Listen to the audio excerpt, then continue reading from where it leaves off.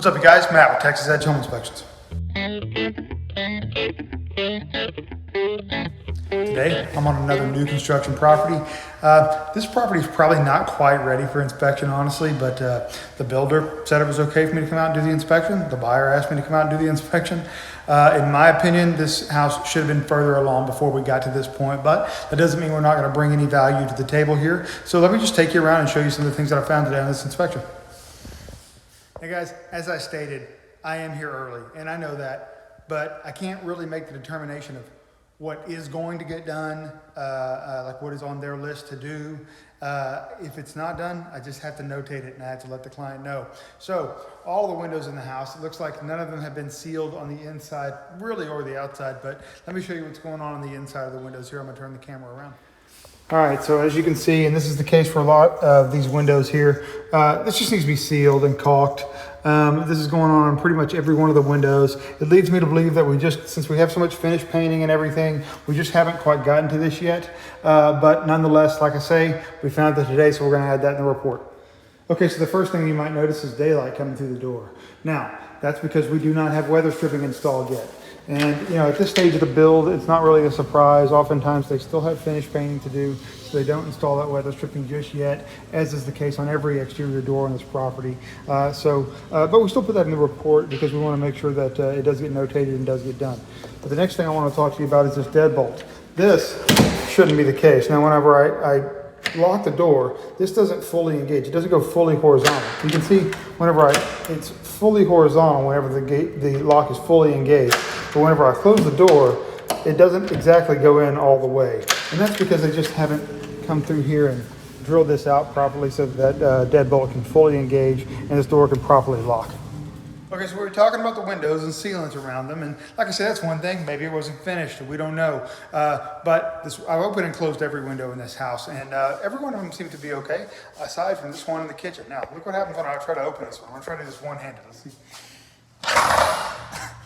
It shouldn't make that noise, and it's actually quite hard to open and even harder to close. I'm gonna have to come back to that one later on. Okay, so the next thing I want to talk to you about is this ceiling fan here in the living room. And as you can see, we got a switch for it here and it appears to be on. No matter what I do with this switch or any other switch in this house, I can't get this ceiling fan to work. Now, this could be on some type of remote. I've looked everywhere for it and I cannot find a remote anywhere. All of the other ceiling fans around the house all work with the switch like they're supposed to, but this one is not working. So of course, something's gonna end up in the report. So now I'm in the bathroom and something a little peculiar. One more time.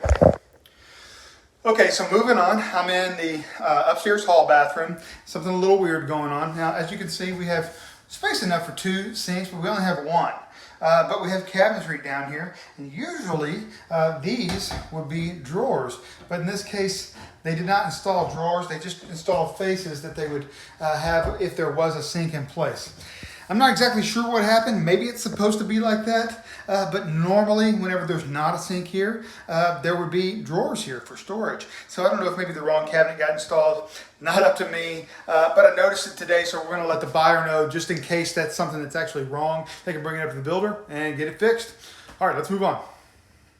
All right, guys, so I had to take you outside for the final one here. And what I want to discuss with you is this right here. This is the dryer duct. And I'm going to take you in for a closer look so you can see what's going on. Check this out. Okay, so as you can see here, we got a louvered vent. And the problem that I have with it is that there is a screen in it.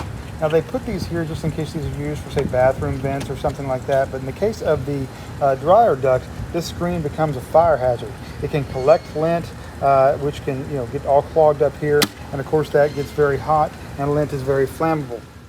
Okay, so as I stated before, I realize I'm here early. There's a whole lot of unfinished business. However, we were able to go through here and identify several things that I think bring a lot of value to the report, and we can of course let the client know, they can let the builder know, and some of these things can at least get addressed before closing. So mission accomplished. I'm gonna go finish inspecting this house. Hey, give me a call so I can inspect your next house. Bye now. Hey you guys, thanks for watching. Please feel free to like and share, and if you'd like to see more of my videos, head on over to YouTube and hit subscribe.